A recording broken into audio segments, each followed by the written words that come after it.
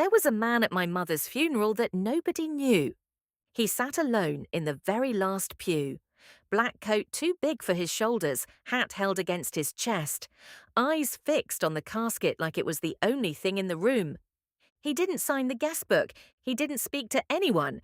He didn't come to the reception. But before he left, he stopped in the parking lot. He turned around. And he looked at me. And what he said next changed everything. I thought I knew about my mother, about kindness, about the quiet way some people save each other's lives without ever telling a soul. I'm Margaret. I'm 53 years old.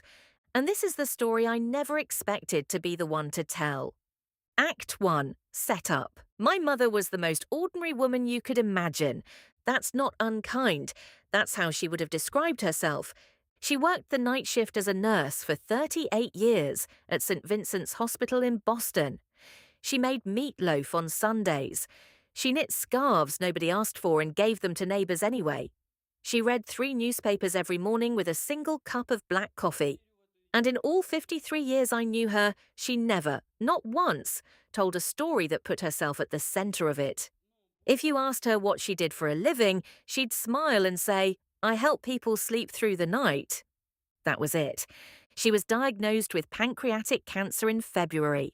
By April, she was gone. The funeral was small, maybe 40 people, family, a few neighbours, the women from her bridge club, 2 nurses from the hospital who had worked with her back in the 80s. The kind of funeral where you know everyone's name before they walk through the door, except him. He came in late, just after the priest started speaking.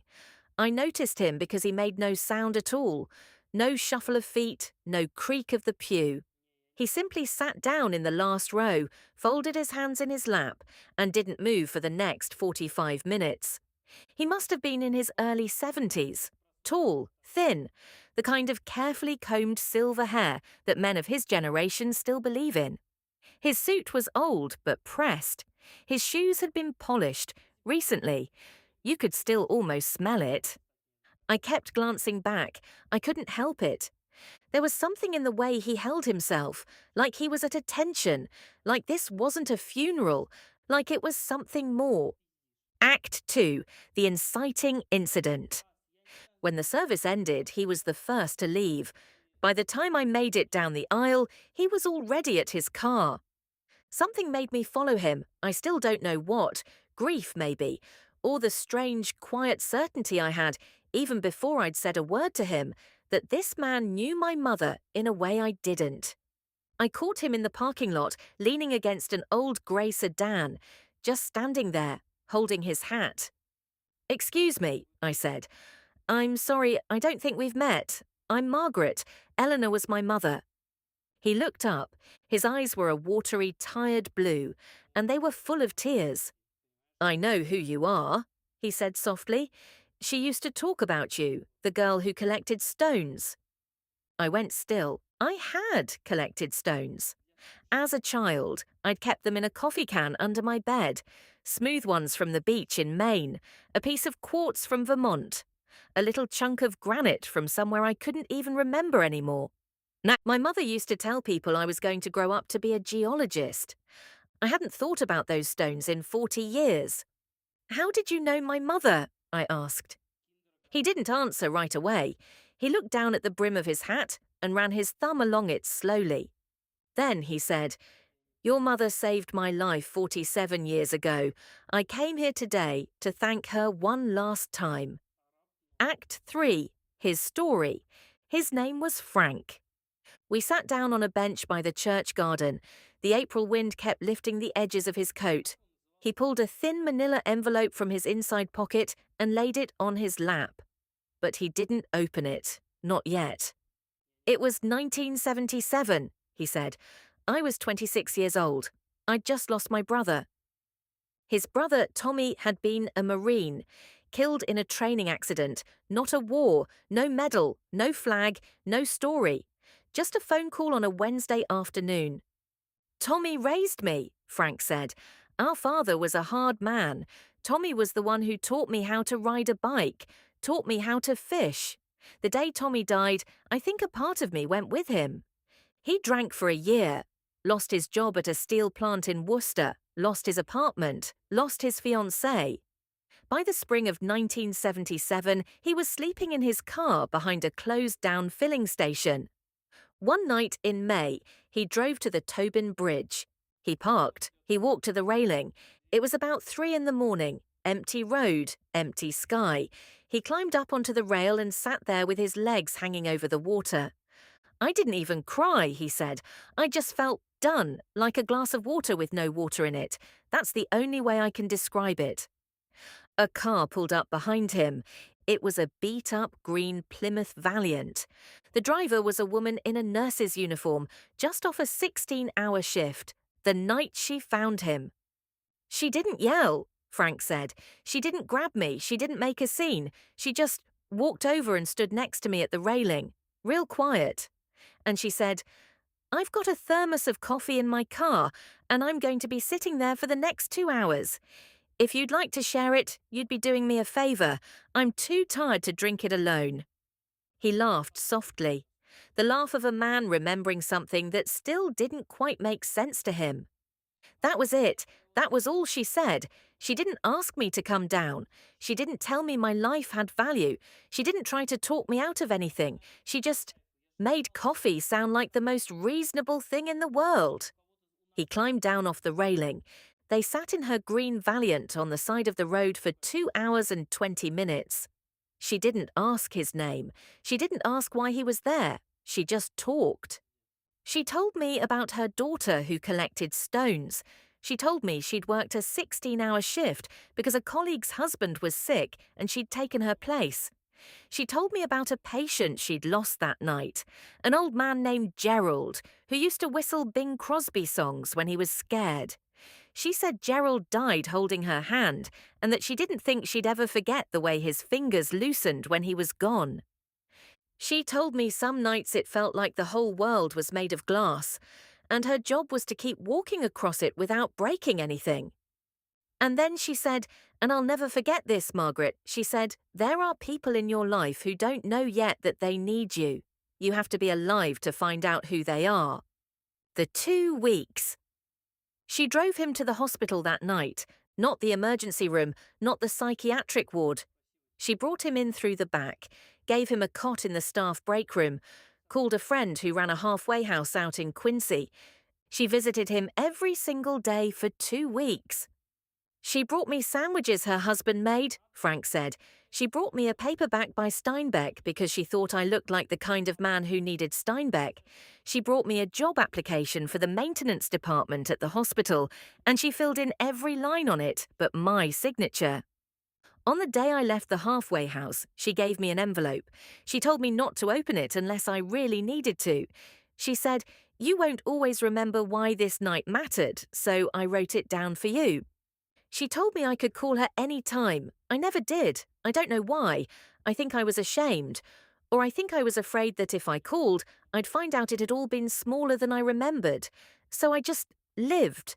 I got the maintenance job. I worked there for 31 years. I got married to a wonderful woman. We had a daughter. I named her Eleanor. He paused. He looked at his hands. My Eleanor is 40 years old now. She's a teacher. She has 2 children. None of them would exist if your mother hadn't pulled over that night. He looked up at me. I read the obituaries every day for about 10 years now. I always told myself, if I ever see her name, I'll go. I'll show up. I'll thank her once before she's gone. I almost missed it. My wife saw it in the paper this morning. Act 4. The letter. He picked up the envelope from his lap. It was old. The manila had browned. The corners were soft, worn down to a fuzz. It had been in a wallet for a long, long time. "I never opened it," he said quietly. "Not in 47 years." I looked at him. I didn't understand. I told myself I'd only open it if I really needed to. And the thing was, every time I thought I needed to, I'd remember her face that night. And I wouldn't need to anymore. The envelope was enough. He turned it over in his hands. "I want you to have it." I tried to refuse.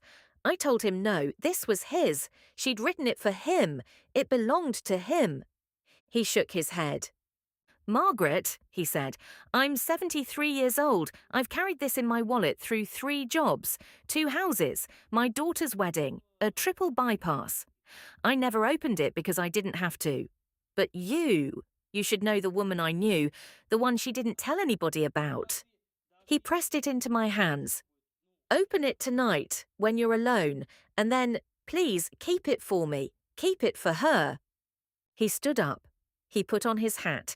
He told me his daughter's name was Eleanor, that she lived in Lowell, that she'd been baking for 40 years, that her mac and cheese had won a county fair, and then he walked to his car, and he drove away. I never saw him again. I didn't open it that night. I didn't open it the next night either. I sat with the envelope on my kitchen counter for 3 days. I made coffee in the morning and looked at it. I made dinner and looked at it. I poured a glass of wine and watched the news with it, like it was a small living thing I had to keep an eye on. Finally, on the 4th night, I sat down at the table where my mother used to write Christmas cards, and I opened it. The letter was a single page, written in her tight, careful handwriting, the handwriting that had signed every birthday card I'd ever received, the handwriting that had filled out school permission slips and grocery lists and recipes on index cards. It was dated May 17th, 1977. It said, Dear friend, I don't know your name. I don't think it matters. The you that exists tonight is the only one that matters to me, because the you that exists tomorrow will be a different person, and so will the you that exists 10 years from now, and so will the you that exists when an old woman is dying somewhere in a hospital and you're holding her hand without knowing yet that you'll be the one to do it. You told me tonight that you felt empty. I want you to know something. So did I once. I was 23 years old, and I lost a baby in the 7th month. And for 2 years afterwards, I felt like a house with all the lights turned off. I want to tell you that the lights come back on, not all at once, not in any way you can see. But one day you'll be standing somewhere ordinary, a grocery store, a parking lot, a bus stop, and you'll realize you've been somewhere for a while and that you haven't been counting the minutes and that you've started belonging to your life again. I want you to live to see that. I want you to live so that someday you can be the one standing on the side of the road with the thermos and the coffee when somebody else has forgotten that the lights come back on. That's the only payment I am asking for tonight. Not for me. For someone else, someday, who will need what I needed once and what you needed tonight. The world is held together by people who don't know they're holding it. Be one of them. Eleanor. I read it 3 times before I could move. Then I sat at that kitchen table and I cried, not the way I'd cried at the funeral, which had been raw and loud and unself-conscious, but the deep, quiet cry of finding out that the person you thought you knew completely was, all along, somebody much bigger than you had allowed yourself to imagine. I had spent 53 years thinking my mother was an ordinary woman. She was the woman who lost a baby in the 7th month and never told me. She was the woman who pulled over at 3 in the morning on the Tobin Bridge in 1977 because somebody else's life happened to be mattering more than her exhaustion. She was the woman who wrote a letter to a stranger she'd never see again and told him about lights coming back on. She was the woman who held Gerald's hand while he died and who never told the story because in her mind it wasn't a story. It was just what people did for each other. I think a lot now about what she said to Frank on that bridge. There are people in your life who don't know yet that they need you. You have to be alive to find out who they are. I think about how she lived that, quietly, without anyone to applaud her, without ever needing me to know. I think about Frank's daughter, the granddaughter named Eleanor in Lowell, who bakes mac and cheese. I think about the nurse colleague whose husband was sick, who got to be home with him because my mother took her shift that night. I think about Gerald somewhere whistling Bing Crosby in the dark. I think about how all of those people exist because one tired woman decided that other lives mattered more than hers, on more nights than I will ever count. I keep the letter in my own wallet now, Sometimes, when I'm having a hard day, when I feel small or pointless or invisible, I take it out and I read the line my mother underlined 3 times before sealing the envelope shut. The world is held together by people who don't know they're holding it.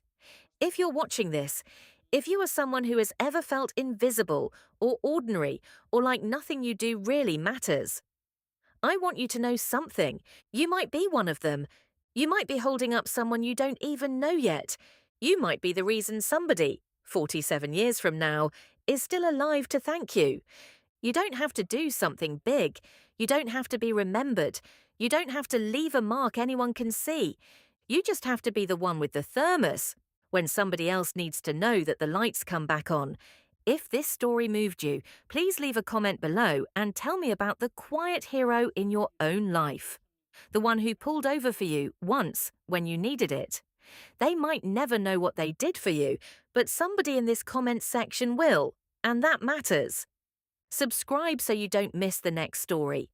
We share a new one every week about ordinary people who turned out to be extraordinary when the rest of the world wasn't watching.